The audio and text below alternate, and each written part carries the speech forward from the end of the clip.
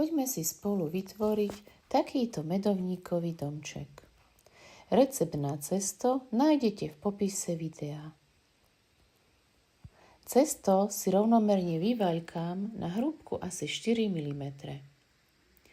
Ja používam vykrajovačky, no mám pre vás aj šablónu na domček, ktorú nájdete v recepte.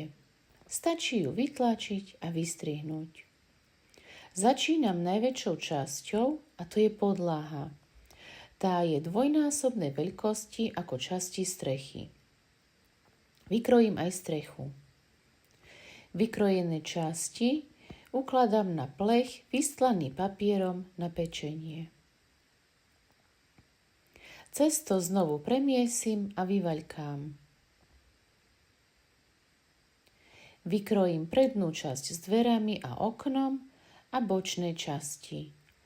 Je samozrejme na vás, v akom tvare zvolíte otvory na domčeku.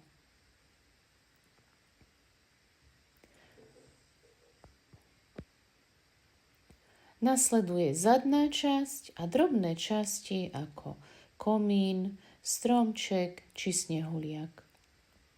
Zo zvyšku cesta vykrojím medovníky len tak na zjedenie. Pečiem 10 minút pri 180 stupňoch a potom nechám poriadne vychladiť.